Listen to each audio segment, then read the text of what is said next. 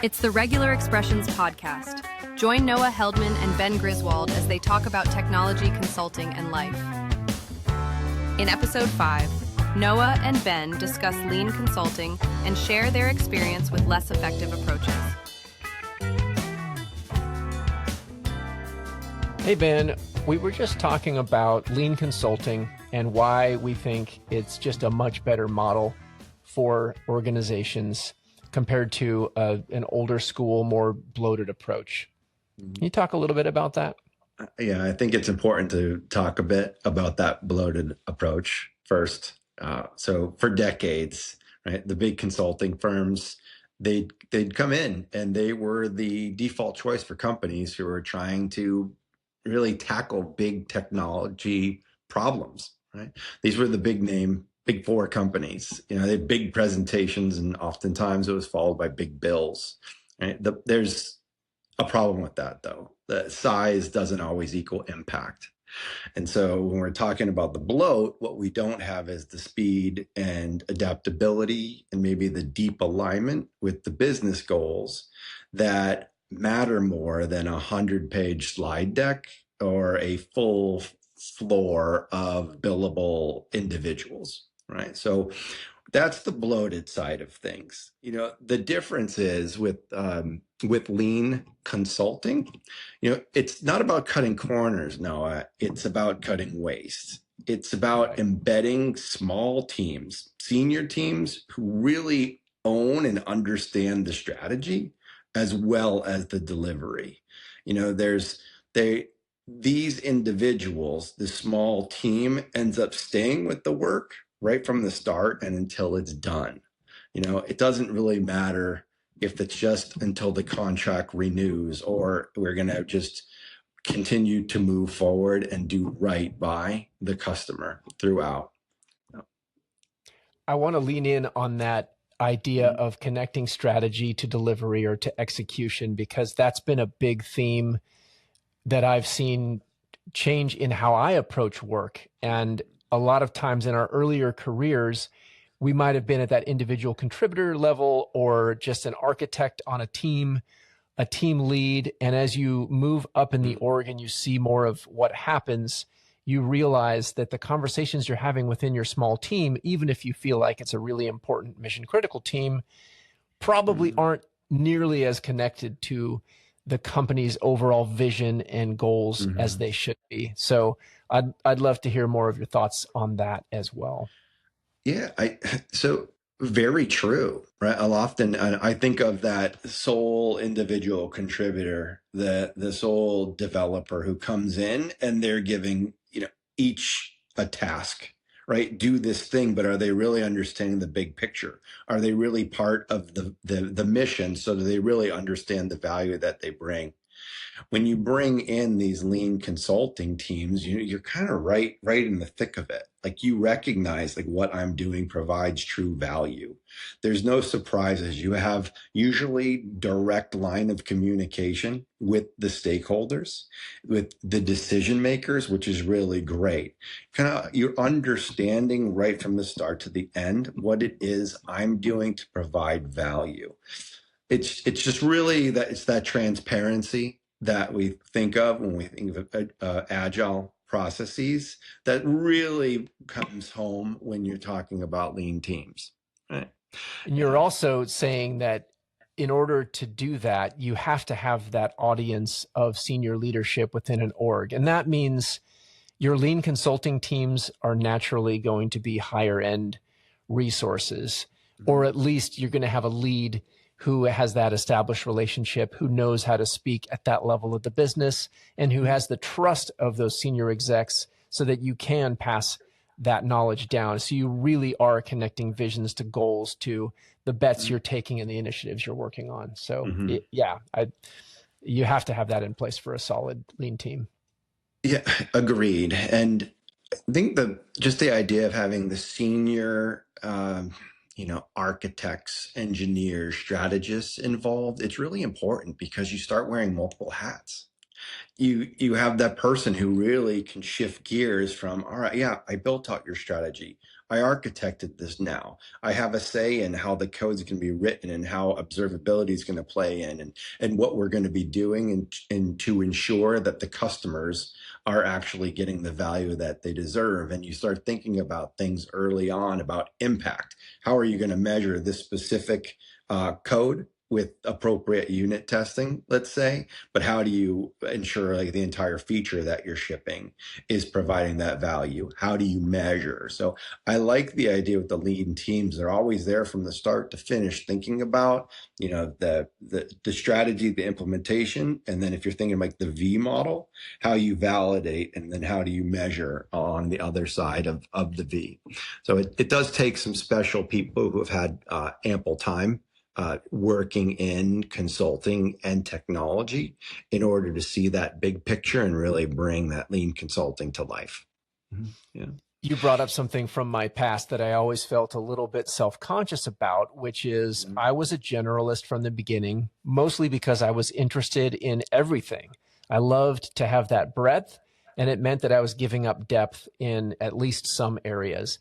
And the older teams that we worked on decades ago would tend to be the database team and the services team and the front end team. And they would be very separated, very siloed.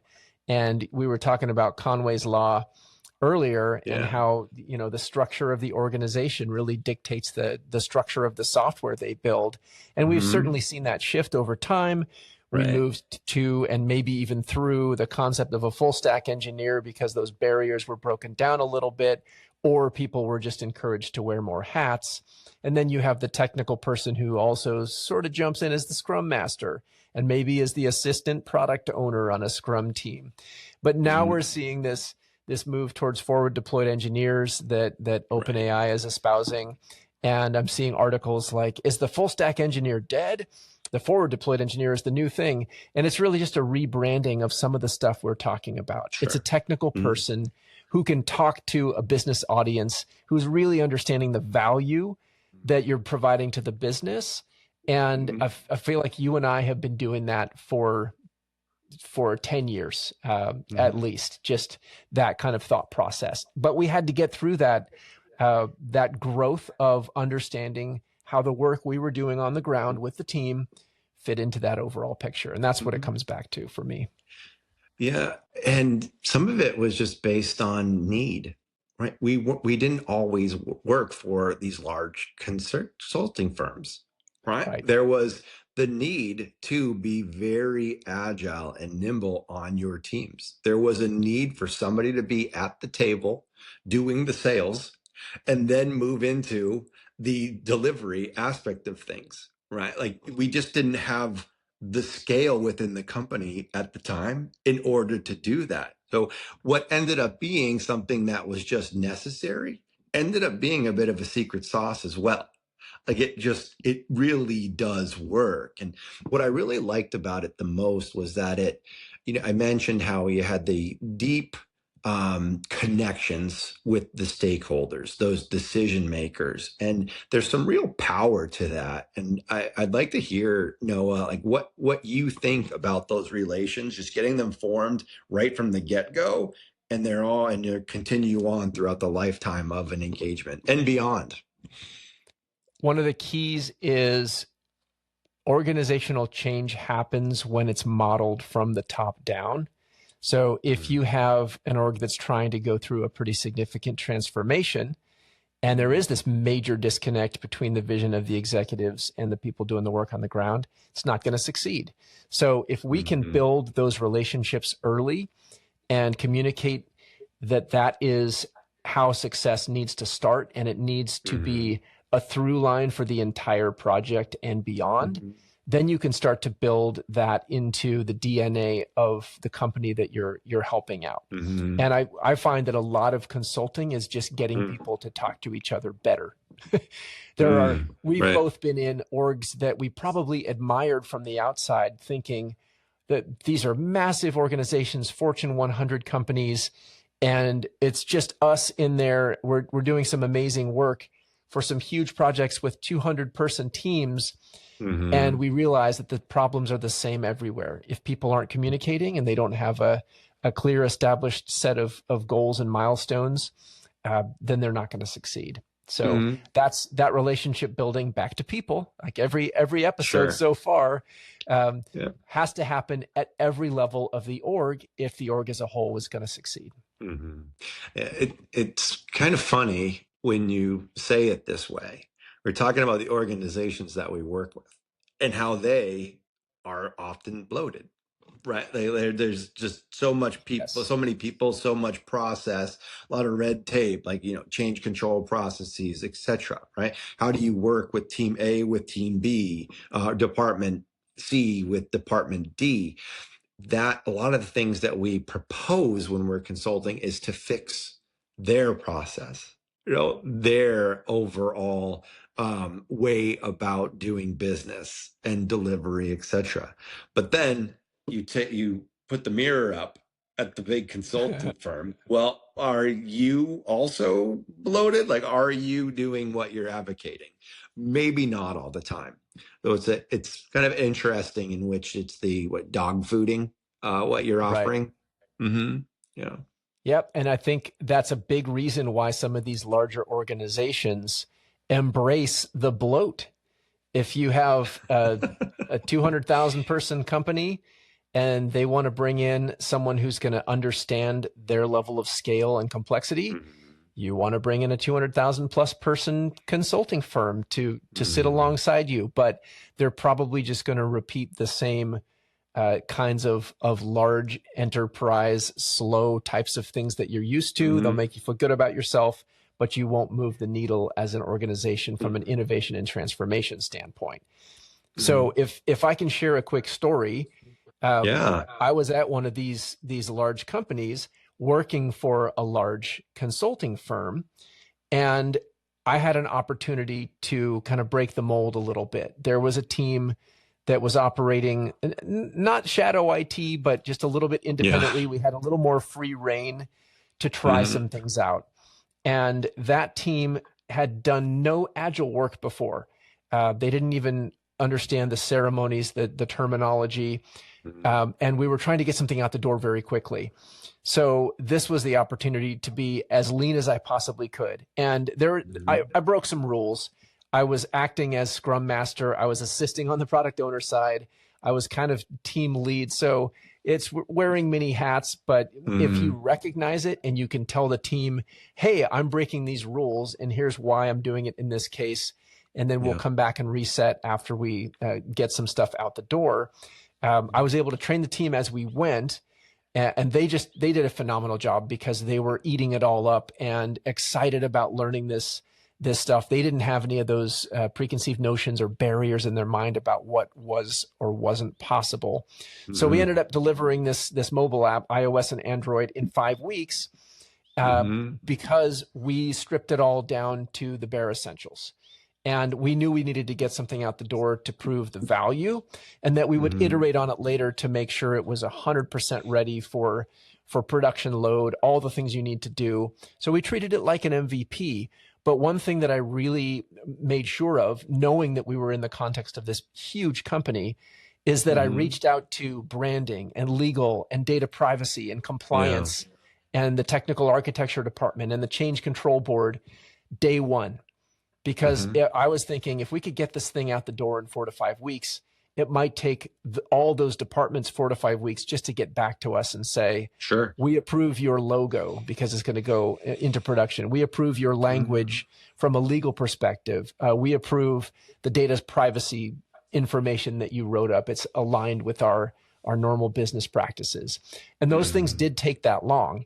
Meanwhile, just starting those conversations early, waiting for that to come back, I could focus on the team and getting things out the door. So that was just really enjoyable because the team was so pumped up and I had enough free reign to be able to do that, which was super cool. So yeah, thanks for letting me share that one. Oh, I love it. I love it. I think you had the pandemic on your side in that case as well. Like there was definitely a motivator or urgency to move, to get that application out the door. It's interesting. It was right around that time. This app was still while everyone was in person in the office. So we had that benefit as well. We were all in the same bullpen. Meetings were quick and easy, walk over to someone's desk. So that there's no substitute for that. And it was right after we released that app that COVID hit and everything else shifted. We moved on to another app. So that was the big pivot. And you bring that up, and it's great because all organizations, including the giants, had to pivot to remote work because it was the only option. And that's when you saw a lot of major organizations being incredibly nimble where you didn't think it might be possible. And that opened the door to some really interesting pivots industry-wide. So that was an interesting thing to be a part of. Yeah, that's really fascinating because you working with large companies, large consultancies, you don't see the quick pivots. It's like this giant boat and you can't really turn it so quickly. And then you've got the leaner teams that come in and they're on their ski-doos. Like they can just run circles, or I guess drive circles, right? But when there's urgency or emergency, then you can see that, all right, let's maybe just make this happen. And things can go really quick, but it's not the default for some of like the big four, for example. And it's it's really curious because you can see how many gains we had during the pandemic, right? All the pivots and all. And if that, maybe the mindset continued on since then, I think we'd see those same advancements happening, weekly, really.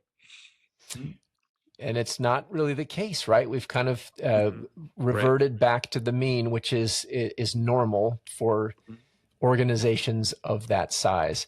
But you made me realize that you were bringing up this idea of delivering value quickly and our ability to pivot as consultants who embrace this lean mindset. And I'm just curious if you have any other thoughts to share on that ability to pivot or any of the other agility types of lessons that you've had in your experience. Yeah, I think the big thing is really working with the stakeholders directly, like hearing what's in their head. Maybe not waiting the 2 weeks to have a demo and show them what's going on. It's like, hey, I wanted to see this, just make sure we're really on track. And why not break some rules? Don't execute the entire 2 weeks. And it's okay. Like, oh, you want some of this value now? All right, we can make that happen. And all right, yeah, something else gets pushed aside, but you can still react, which I really like about kind of a lean model. I also, just as a side, one of the things I really don't like about Scrum in particular is having at the very end of 2 weeks, typically, it's that retrospective.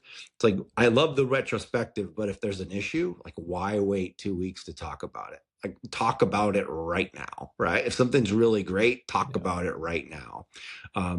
Little off topic there, but I'd say when it comes to, just engage with the stakeholders, the decision makers a bit more directly, that's what I really appreciate about these models. Yeah.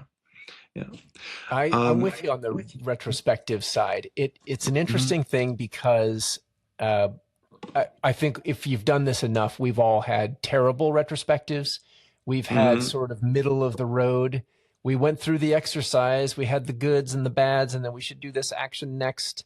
And then we've probably had some really remarkable open sessions where it was just people were vibing on each other and really positive connections came out and really clear actions came out. So it runs the gamut, and it can just be based on the dynamics of the team. But a great retrospective is hopefully just that checkpoint that reminds you that if you aren't checking in every day, every time an issue comes up, like you were saying, then at least you have a time when the team has to come together. And maybe the one action that comes out of it is raise your issues earlier. Let's make sure that anything that comes up is brought to the surface immediately. There's a safe space to do that. Yeah. What do you think about the overhead of management and leadership when it comes to some of these large engagements? Are you talking about on the consultant side? Yeah, that mostly on the overhead. consultant side. I mean, there is certainly on the customer side a lot of times, but Sure. or just, they're just so busy most of the, but yeah, on the consultant Yeah. side. I think large consultancies tend to try to mirror the organizational structure of the Mm, organization they're working for, especially the big ones, right? And the person who might be C-suite or SVP level in an org is looking for that analog on the consulting hmm side. It's like, this is the person you talk to, and you set Right. up those mirror or matrix types of organizations for just Mm, people's perceived comfort and and the ability to talk at that level. So what hmm you're talking about with lean consulting is, you and I have in our careers have had the opportunity to talk to many CTOs, CIOs, CEOs, hmm SVPs, and so on, because of the nature of the work or the size of the org. And hmm ultimately, we all only have 24 hours in a day. So how much can we do? We want to be in conversation at the right levels. So hmm as if an org has that structure, if a consulting org is going to have layers of management, they hmm better be talking to the people downstream from them just as Yeah. effectively as we're trying to make the orgs talk to hmm each other.